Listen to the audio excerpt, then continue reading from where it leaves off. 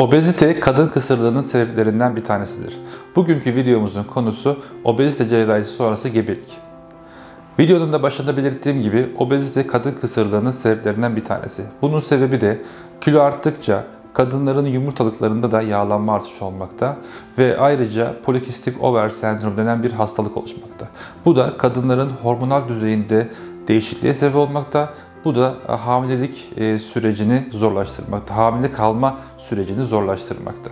Ameliyat olan hastalarımızda ise hastalar kilo verdikçe polikistik over sendromu dediğimiz yumurtalıklarında küçük küçük kistlerin olması, vücutta tüylenme ve kıllanmanın artışı, hormonal bozukluklar tamamen normale dönmekte.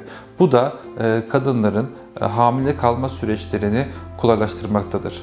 Birçok kadın doğum merkezinde tüp bebek için başvuran kişilerin çoğu aslında fazla kilolarından dolayı hamile kalamamaktadır.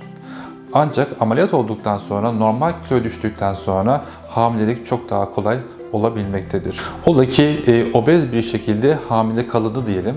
Yüksek kilolu bir şekilde hamile kalmak hem annenin gebelik sürecindeki risklerini artırmakta hem de bebeğin risklerini artırmakta veya yüksek kilolu doğum ihtimalini artırmaktadır.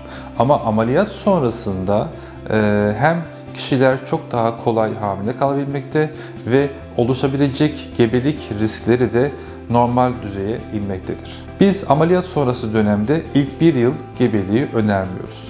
Çünkü ilk bir yıl boyunca kişide hızlı bir kilo kaybı olmakta ve istenilen düzeye gelebilmektedir. Eğer daha erken dönemde hamile kalınırsa bu kilo verme döneminde sapmalar olabilmektedir veya duraklamalar olabilmektedir. Bir de bu erken dönemde gebelik eğer oluşursa bebeğin düşük doğum kilolu doğma ihtimali veya gebelik sürecinde düşük ihtimalleri artmaktadır. Onun için ilk bir yıl kesinlikle biz gebeliği önermiyoruz, tavsiye etmiyoruz.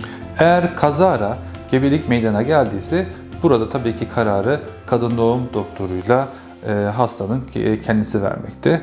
Çoğunlukla sorunsuz bir şekilde süreç ilerlemektedir. Sadece düşük doğum kilolu olma ihtimali artmaktadır. Eğer birinci yılın sonunda gebe kalmak isteyen kişilerde bizim ameliyatımızla alakalı hiçbir sorun yoktur.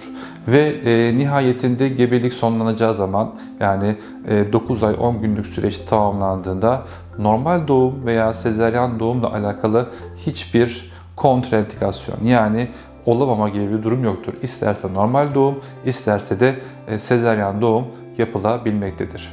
Biraz da gebelik sürecinden bahsetmek istiyorum ameliyat sonrasında. Sonuçta biz ameliyat yaptığımız hastalar çok az miktarda yemek yiyebilmekte veya yaptığımız bazı ameliyatlarda hem az yemek yiyebilmekte hem de yediğimiz gıdaların bir kısmında emilim azlığı olmakta.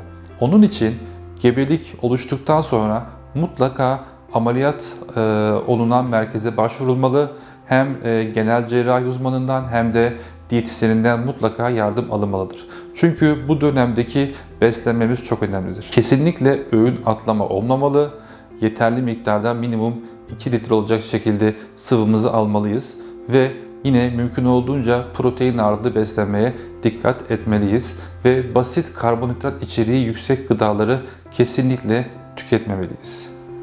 Bu süreç geçtikten sonra ve doğum olduktan sonra da yine hastalarımızı bekleyen en büyük sorun süt gelmesi için şekerli sıvıların tüketilmesi, komposto tarzında, meyve suyu tarzında gıdaların çokça tüketilmesi. Aslında bu çok büyük bir yanlıştır. Çünkü süt için, yani bebeği emzirmek için en birincil uyarıcı faktör bebeğin emmesidir. İkincisi de dinlenme ve bol miktarda sıvı alımıdır.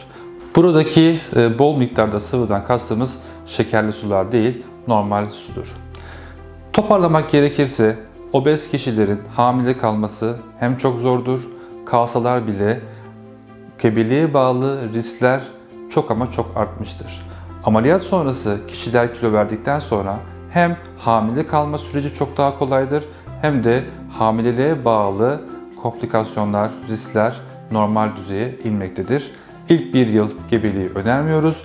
Birinci yıldan sonra gebelik kalmasında herhangi bir sıkıntı yok. Ancak mutlaka diyetisyeninize ve genel cerrahi uzmanınıza bunu paylaşmalısınız ve beslenmenize çok dikkat etmelisiniz. Bir sonraki videoda görüşmek üzere. Hoşça kalın.